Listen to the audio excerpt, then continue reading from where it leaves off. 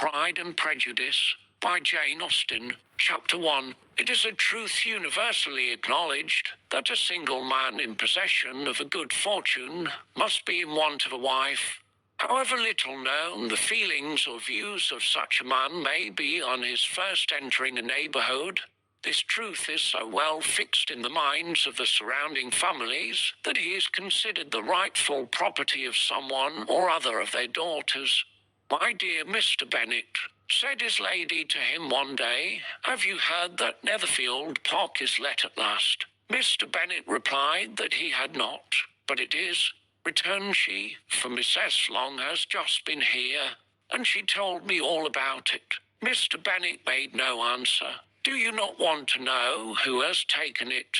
cried his wife impatiently. "You want to tell me, and I have no objection to hearing it." This was invitation enough. "Why, my dear, you must know. Mrs. Long says that Netherfield is taken by a young man of large fortune from the north of England, that he came down on Monday in a chaise and four to see the place, and was so much delighted with it, that he agreed with Mr. Morris immediately, that he is to take possession before Michaelmas, and some of his servants are to be in the house by the end of next week. What is his name? Bingley. Is he married or single? Oh, single, my dear, to be sure. A single man of large fortune, 4,000 or 5,000 a year. What a fine thing for our girls. How so? How can it affect them, my dear Mr. Bennet? Replied his wife. How can you be so tiresome? You must know that I am thinking of his marrying one of them. Is that his design in settling here? Design? Nonsense! How can you talk so? But it is very likely that he may fall in love with one of them, and therefore you must visit him as soon as he comes. I see no occasion for that. You and the girls may go, or you may send them by themselves, which perhaps will be still better, for as you are as handsome as any of them, Mr. Bingley may like you the best of the party.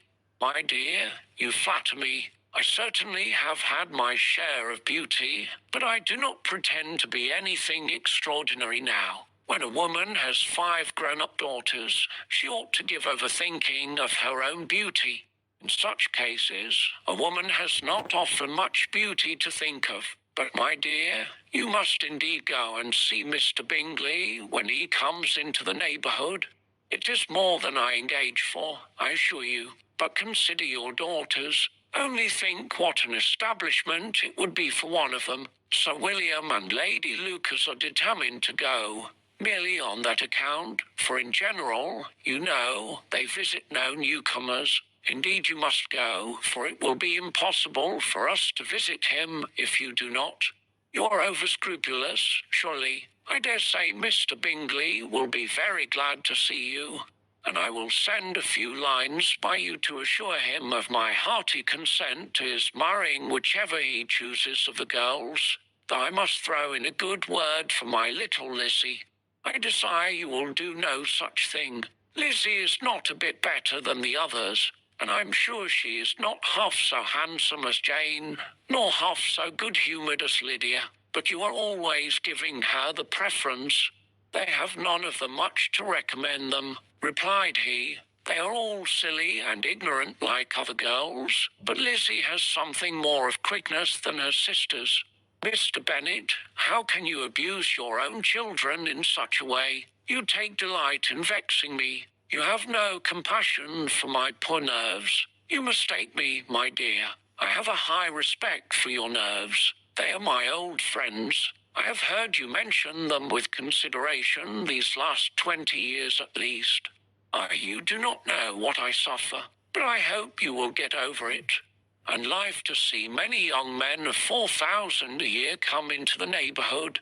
It will be no use to us if 20 such should come, since you will not visit them. Depend upon it, my dear, that when there are 20, I will visit them all. Mr. Bennet was so odd a mixture of quick pots, sarcastic humour, reserve, and caprice, that the experience of 23 years had been insufficient to make his wife understand his character. Her mind was less difficult to develop. She was a woman of mean understanding, little information, an uncertain temper. When she was discontented, she fancied herself nervous.